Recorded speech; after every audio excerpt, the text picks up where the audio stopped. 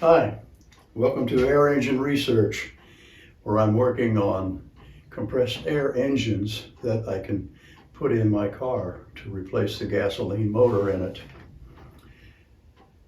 I have, over the years, produced many different variations, and I have one 6-cylinder that is ready to be put in the car, but right now I'm waiting on one of the parts for this engine, which is the mounting plate that goes between the engine and the transmission on the car. And I also have to have a part made that is an adapter that will go from my drive shaft and go into the clutch area or the pilot bearing on the transmission. And I won't be able to get that until probably the first week or so in October. It'll be another 15 to 20 days before I can even think about getting those parts.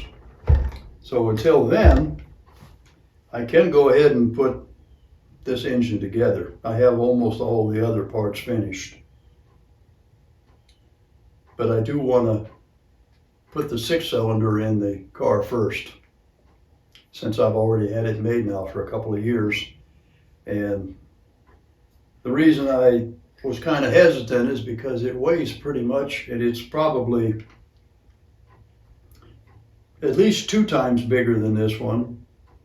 It's an 18-inch circle engine on that one, and it's 6-cylinder. But since I have it made, I'm going to go ahead and put it in first. And go ahead then, in the meantime, and be working on this while I'm waiting for the adapter plate and the drive shaft plate. But the engine that I have is a eccentric engine. It'll be running in a clockwise motion. And in order to put all the parts on, I need to work on getting this top section done first. I've already put the eccentric plates together and mounted it in, but I need to change the location of this bearing to the other side because of the rotation. I put it in wrong when I wasn't paying attention. So let me take this out first and put the other one in correctly, and then I'll be able to go on with the other parts.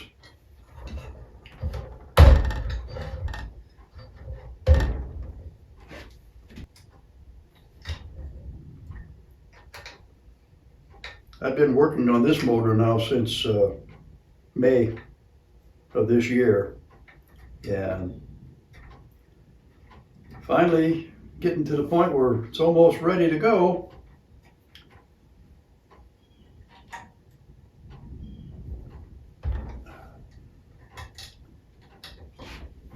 Compared to the 6-cylinder that I had produced a couple of years back, I've changed the way the valves work, the seals on them, and decided to make everything out of aluminum instead of iron, which the other one is.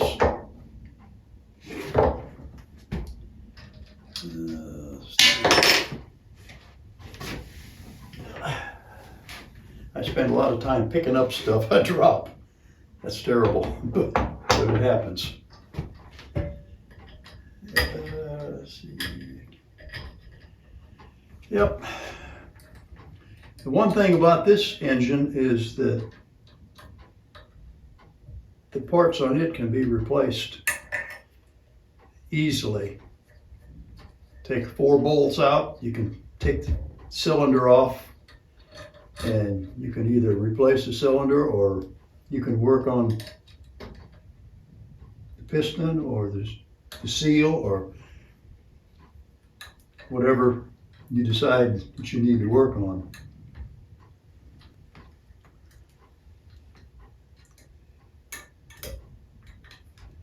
So it's an easy engine.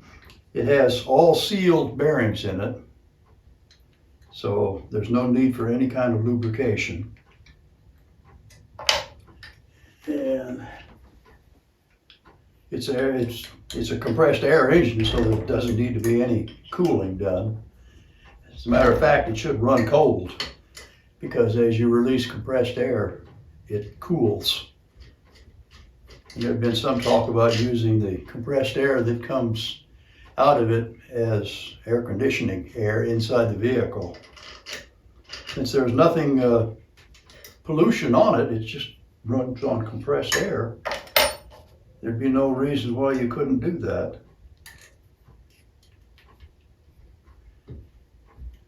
At least you can have cold air or cooler air blowing on you, even if it doesn't actually work as an air conditioner. Okay. Now I want to switch this around.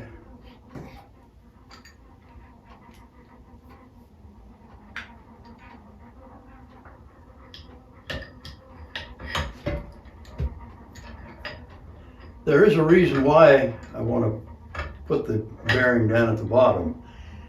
The eccentric runs, and as it is turning around, it's always pulling on the eccentric to have the most efficiency. Okay, now I want to put the other one back on.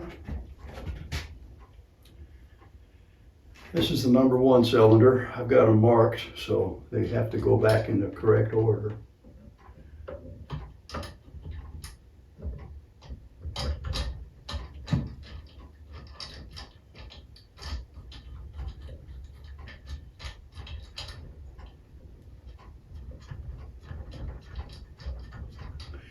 I know it takes a while to do all this kind of stuff, but there's no way around it. Unless you do like a speed up thing or something, which I'm not even sure how to do that.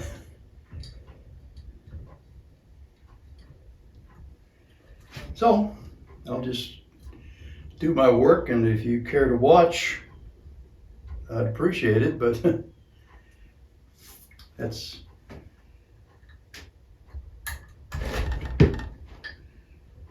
going to take time.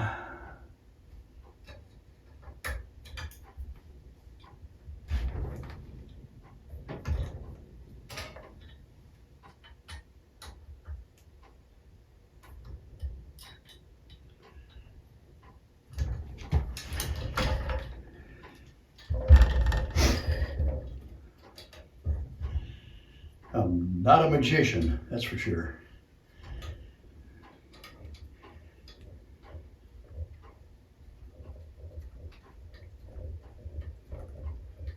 I had some problems here for a little while that my milling machine wasn't working, so I couldn't finish making the eccentric drive plates. But I got that finally taken care of and got it done. And last video I did, I showed a test on the eccentric drive balance, and that came out really well. So it went up to 2,000 RPM and no vibration. So I was really happy about that. Although I am concerned about one thing, that I don't know how that's going to work or if it's going to affect it. But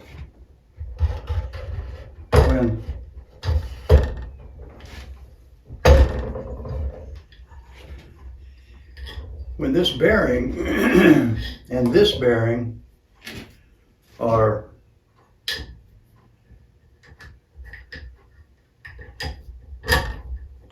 rotating around,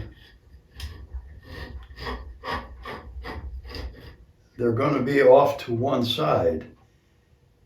And they will be going back this way like this.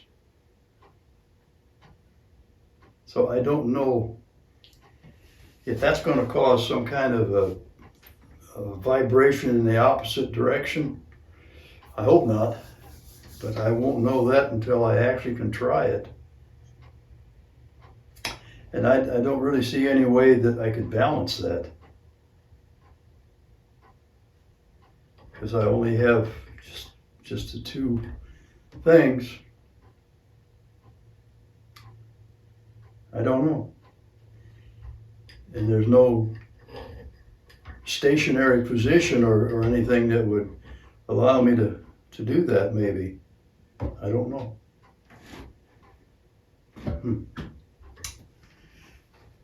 Now there is a extra set of bearings that go inside between the two push rods.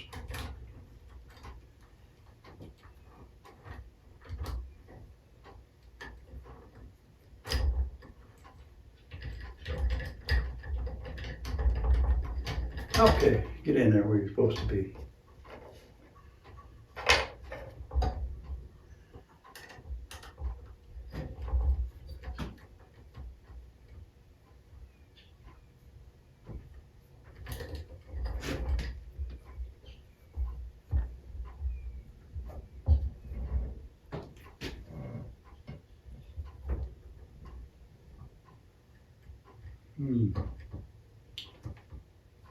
Seems awful tight.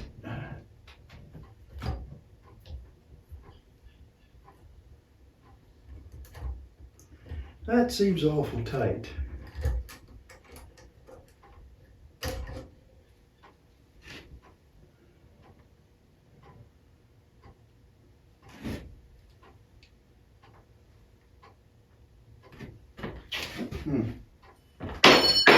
Nope, there we go. Got to pick that up again.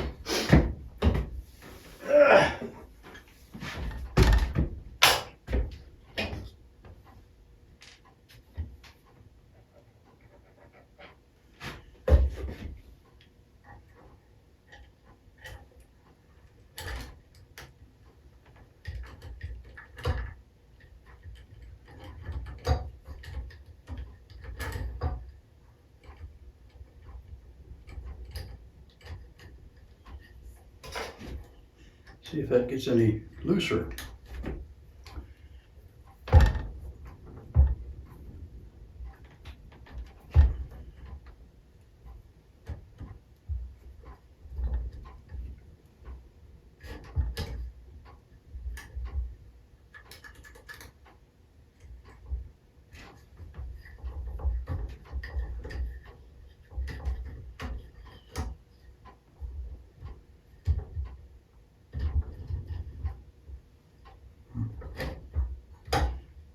Nope, can't do that.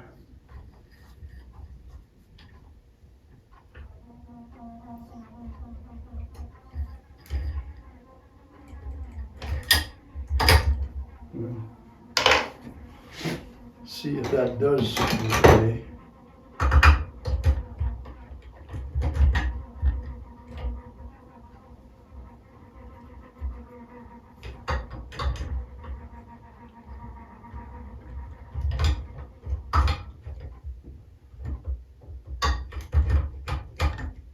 We'll have to see. Once I get the other cylinders on there. That's number 2, number 1, number 2 comes over here.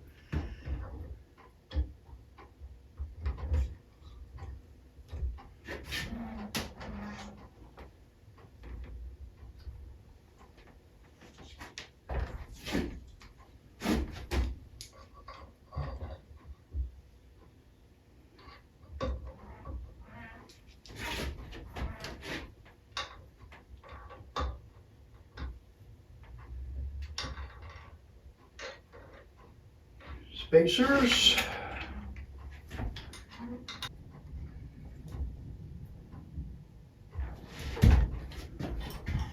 Yeah, I could take that up and turn it over instead of crawling around on the floor almost.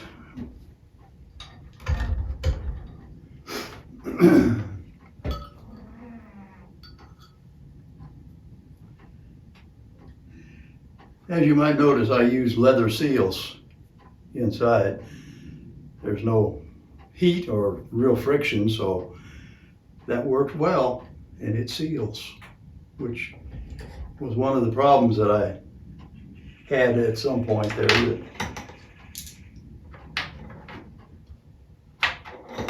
I couldn't seal them.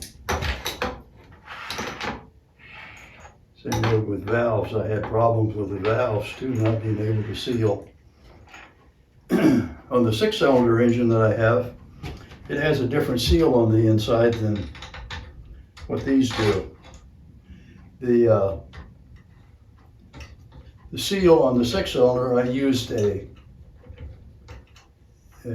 water faucet seal, and I had it attached to the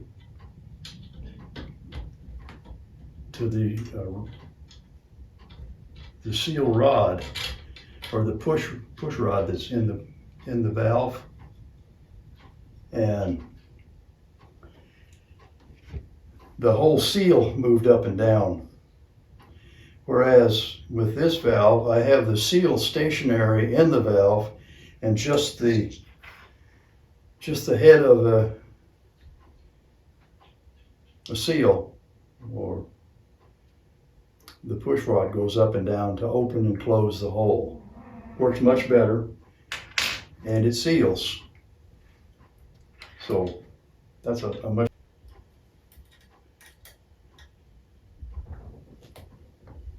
There we go.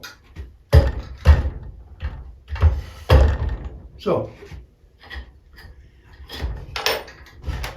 that still works correctly.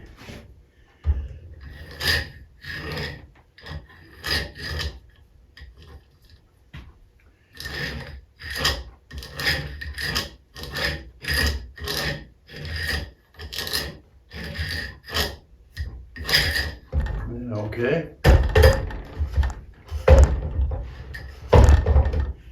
I'm happy with that.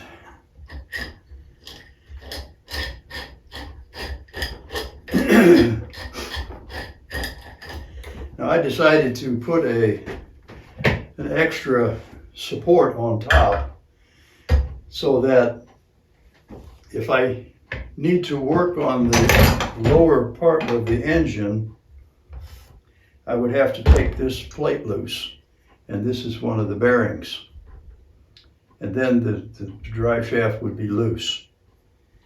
If I put this plate on the top, then I still have 2 bearings that's holding it. I take this off, I can work on the shaft, and it'll stay where it's at.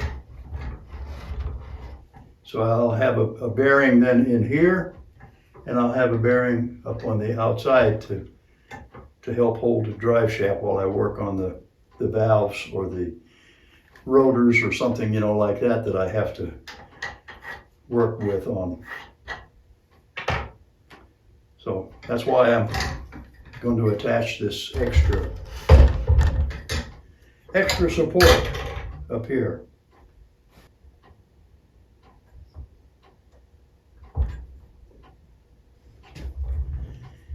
So that's on there solid. As long as everything turns okay, nothing binds up.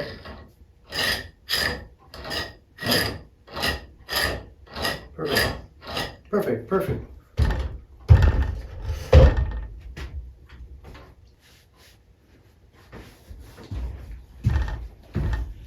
So now there's still one more piece that goes up on the top of the engine. And I found in my testing and stuff that when the engine runs, there's a tendency to have a side push on the push rods that are attached to the pistons. So in order to counter that side push, I've made these adapter deals that go onto the